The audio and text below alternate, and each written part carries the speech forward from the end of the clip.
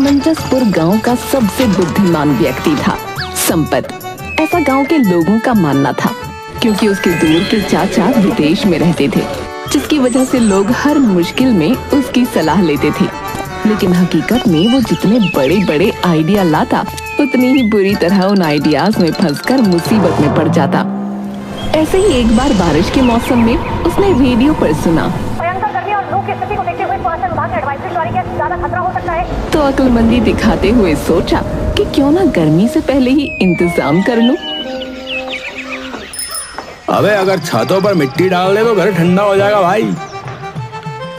वाह, हम घर को शेर की गुफा की तरह बना देंगे यार। संपत ने खुद अपने घर की छत पर 10 बोरी मिट्टी डलवा दी। लेकिन अगले ही दिन तेज बारिश हो गई। मिट्टी गीली होकर घर के अंदर गिरने लगी। चारों तरफ कीचड़ ही कीचड़ नजर आने लगा। अबे यार, आइडिया अच्छा था यार, बस बारिश ने धोखा दे दिया। सर्दियों के बाद जल्दी ही गर्मियों का मौसम भी आ गया। गर्मी के कारण गांव में पानी का संकट था। नल सूख चुके थे, कुएं का जल स्तर नीचे चला गया था और तालाब भी उबल रहा था। गांव वाले बूंद बूंद पानी बचाकर रखते थे, लेकिन संपत को तो अपनी बुद्धिमानी दिखानी थी। गांव के बुजुर्ग रामलाल काका अपनी खाट पर लेटे हुए पसीना पसीना हो रहे थे। उनके पास बैठे थे मुकेश, संपत और पप्पू। गर्मी में सबसे बड़ी समस्या थी बिजली का जाना। रात को जैसे ही सब सोने की कोशिश करते, बिजली गुल हो जाती और पूरा गांव पसीने से तरबतर हो जाता। अब लगता है यार, गांव की बिजली भी हमारे साथ गर्मी की छुट्टियां मना रही है यार। सब हाथ पंखे लेकर हवा करने लगे, लेकिन ज्यादा देर तक हवा करना भी मुश्किल था। मेरा पंखा असली खजूर के पत्तों से बना है, इससे ज्यादा ठंडक आती है। अरे असली ठंडक तो बांस की चटाई वाले पंखे से आती है। हमारे समय में मोर पंखी पंखा होता था, वो सबसे बढ़िया था। अबे ये पंखा पुराण सुनाने की जगह कोई मुझे ही हिला दो, है? शायद ठंडक मिल जाए। अरे ये कौन सा जुल्म आ पड़ा है भैया। ऐसी गर्मी तो हमने अपने जमाने में कभी भी नहीं देखी। काका ओ काका, आप हर साल यही बोलते रहते हो। अरे पगले, पहले वाली गर्मी में और इस वाली गर्मी में जमीन आसमान का फर्क है बे। पहले सूरज इज्जत करता था, अब तो सीधा चमड़ी झुलसाने पे उतर आया है। हाँ चाचा, गांव के बच्चे जो दिन भर खेतों में खेला करते थे, अब नीम के पेड़ की छांव में दुबके पड़े हैं। कोई भी बाहर जाने की हिम्मत नहीं कर रहा। गांव में पानी का संकट इतना बढ़ गया है कि अब लोग चोरी चोरी दूसरों के घरों से पानी चुराने लगे। अरे ये तो बड़ी बुरी बात है यार। वैसे मैंने भी सुना है कि कल कोई आधी रात को पड़ोसी के नल से पानी भर रहा था और कोई गुपचुप जाकर दूसरे के घड़े से लोटे लोटे पानी निकाल रहा था। इसका ना बंदोबस्त करना ही पड़ेगा, बता रहा हूँ। पड़ा पड़ा सोता ही रहेगा कि पानी की व्यवस्था करेगा, मूर्ख कहीं के। अरे माँ, तुम समझती क्यों नहीं हो? मुझ पर सारे गांव की जिम्मेदारी है, समझा करो। ठीक है, तो मैं प्यासी ही मर जाती हूँ। सुबह पानी के टैंकर से सबने पानी भर लिया, पर तू आलसी सोता रहा। अरे अगर मैं रात के अंधेरे में चोरी चोरी पानी भर लूं तो कोई पकड़ेगा ही नहीं है।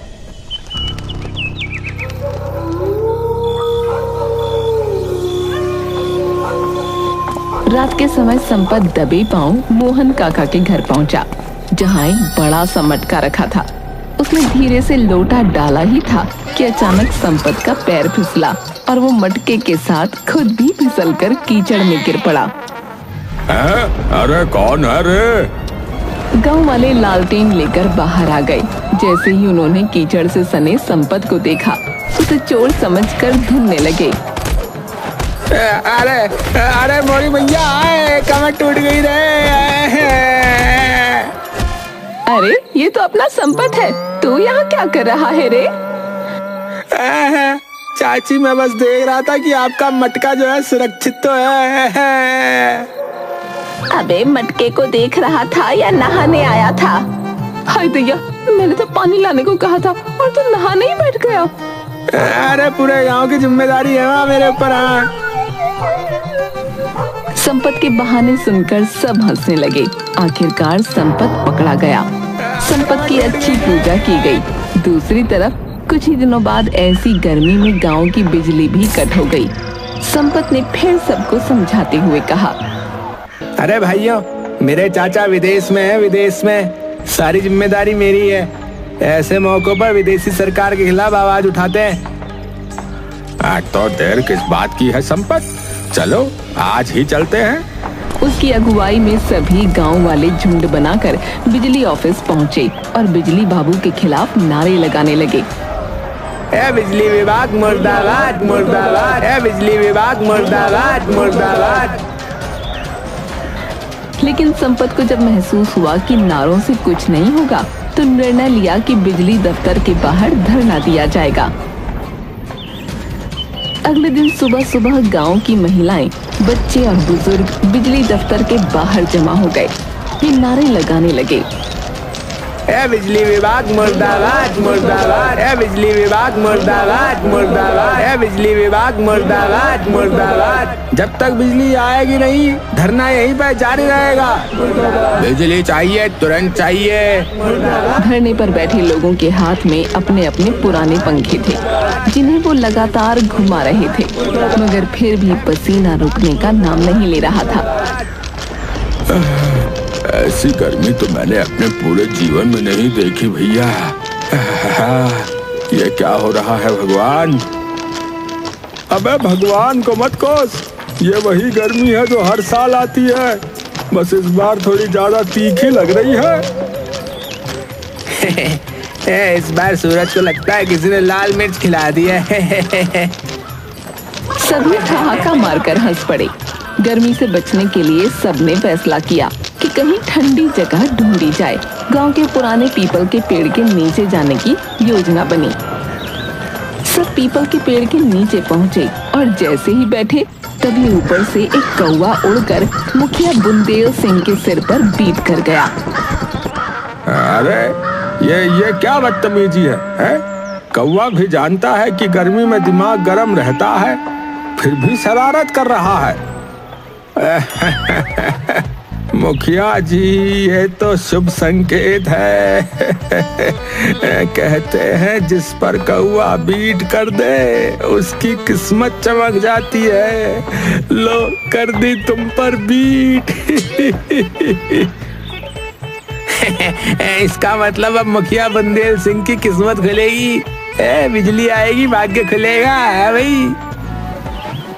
सब ठहाका लगाकर हंसने लगे। लेकिन कुछ ही देर में भीषण गर्मी से धरने पर बैठे सबको ठंडे पानी की तलब लगी। गांव का कुआं सूख चुका था और तालाब में केवल कीचड़ बचा था। हैंडपंप से भी गर्म पानी निकल रहा था। अरे ये पानी है या चाय का उबलता हुआ भगोना?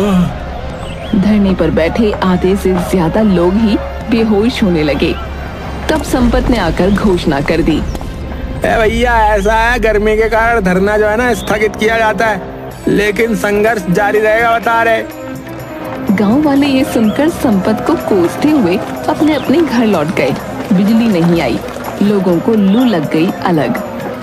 जब गर्मी से बेहाल गांव वालों को किसी तरह भी ठंडक नसीब नहीं हुई, तब संपत, गोलू, पप्पू और बबलू ने एक अनोखी योजना बताई।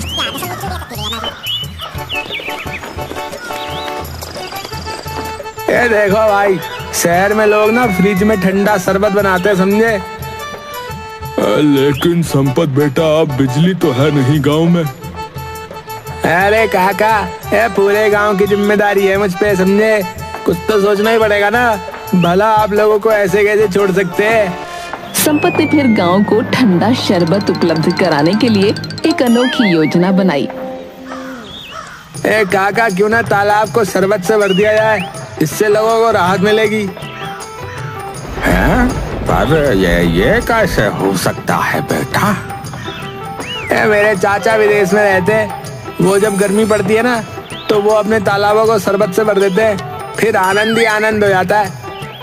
मुझे लगता है अगर नींबू पानी को शरबत बना सकता है तो तालाब के पानी को भी शरबत बना देगा।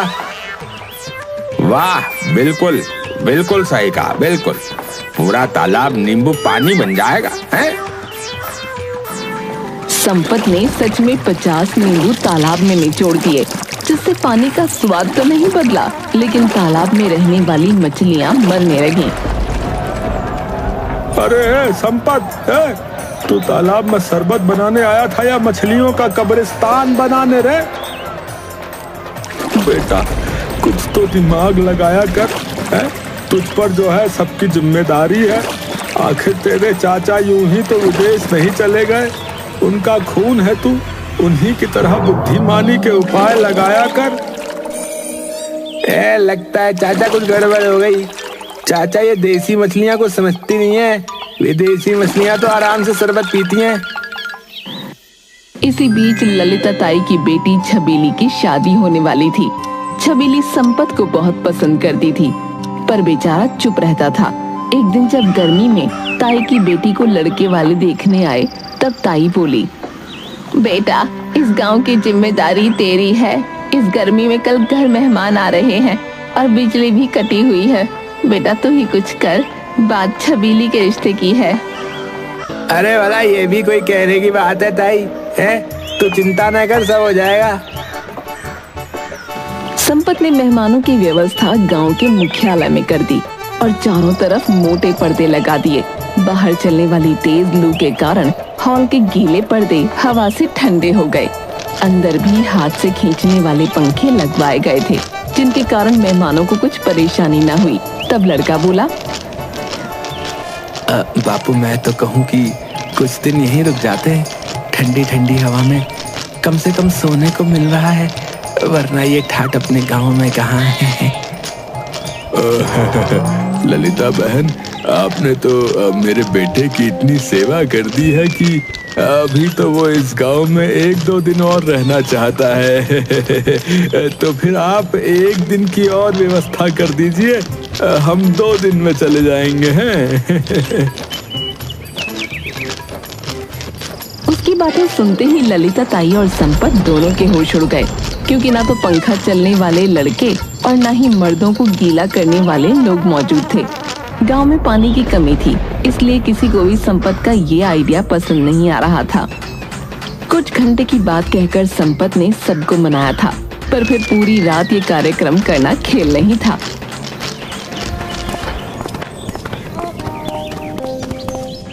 अरे बेटा संपत, अब क्या होगा? कहीं बेटे की शादी टूट तो नहीं जाएगी? कुछ करना होगा। अरे ललिता बहन, ये भी तो सोचो, एक तो गांव वालों ने बेटे की शादी के नाम पर अपने घर से थोड़ा थोड़ा पानी दिया था ताकि कुछ घंटे गुजर जाएं। अब पूरी रात के लिए भला वो पानी कहाँ से देंगे? हे राम, फिर तो ये रिश्ता टूटा ही समझो।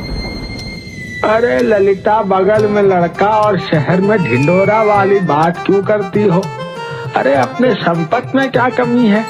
छबीली की शादी संपत से क्यों नहीं कर देती? अरे रामू जी, मैं तो ये सोच रही थी कि ये बहुत बढ़िया रहेगा। अब तो संपत ही मेरी नैया पार लगाएगा।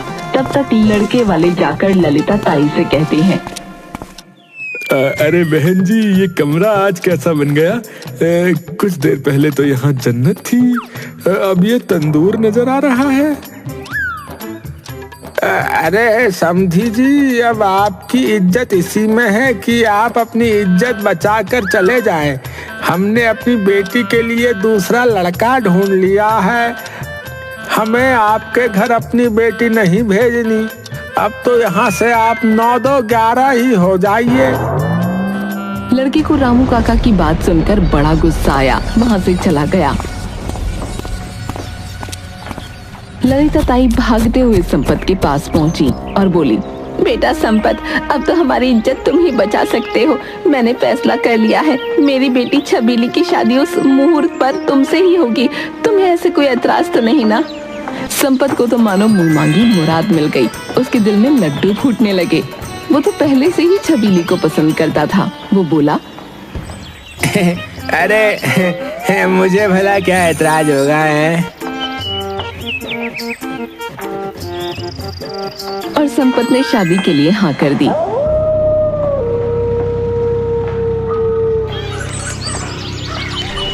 और शादी वाले दिन बारात निकलने से पहले संपत के चाचा ने माथे से पसीना पोंछते हुए गरजते हुए कहा,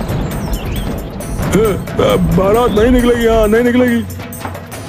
रेडियो में आज दोपहर में 45 डिग्री तापमान का ऐलान हुआ है। ऐसे में निकले तो बारात में हम लोग नहीं बल्कि भुने मुर्गे पहुंचेंगे, बता रहे हैं। हाँ। पूरे गांव में हड़कंप मच गया। दूल्हा संपत चौंक गया।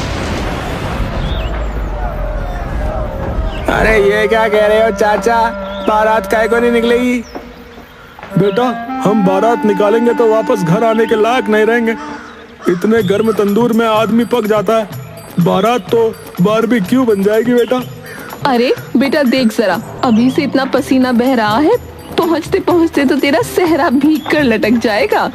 गर्मी से राहत पाने के लिए संपत के दोस्त बबलू ने एक अनोखा उपाय सोचा। उसने एक बड़ा मिट्टी का घड़ा लिया, उसमें बर्फ डालकर एक पुराने पंखे के सामने रख दिया।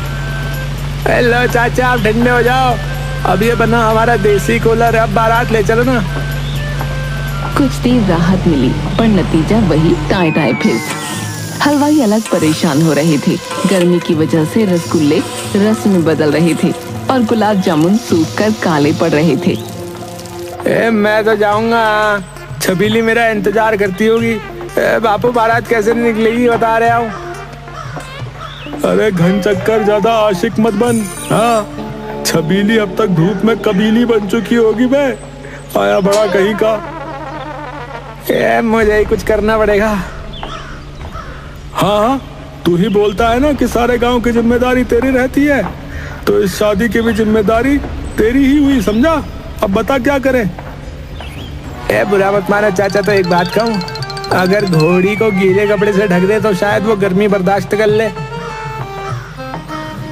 संपत की बात सबको ठीक लगी।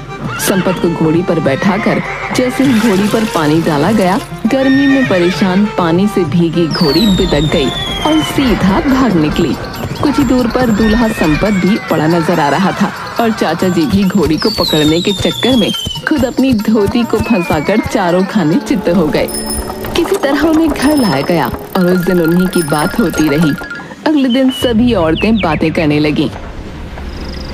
अरे यहाँ जो कुछ हुआ सो हुआ। बहनों सुना है गांव में पानी की इतनी किल्लत हो गई है कि लोगों को घंटों लाइन में लगना पड़ता है। लेकिन कुछ लोगों ने नया तरीका निकाल लिया, वे नल के पास ही चटाई बिछाकर बैठने लगे हैं। अरे तो फिर हमें देर नहीं करनी चाहिए। फुलवा चाची, ललिता ताई और संपत की अम्मा ने नल के पास अपनी अपनी जगह पक्की कर ली। सुबह से शाम तक वहीं बैठकर वे नल पर आने वाले हर इंसान की खबर लेती।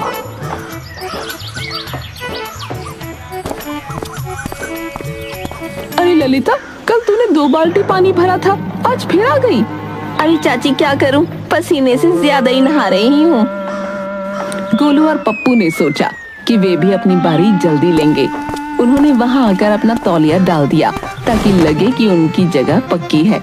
लेकिन जब वो 2 घंटे बाद लौटे तो उनका तौलिया गायब था और उसकी जगह रामलाल काका की लुंगी टंगी थी। अरे ये हमारी जगह थी। अबे पानी की लाइन में पहले आओ और पहले पाँव चलता है, समझे? इसी तरह गर्मी के कहर को सहते हुए गांव वालों ने अचानक एक दिन देखा कि आसमान काले काले बादलों से भर गया है। जोरदार बरसात होने वाली है, जिसके साथ ही सभी गांव वाले अपने हर दुख सुख को भूलकर नहाने लगे। बरसात का मौसम शुरू हो गया था।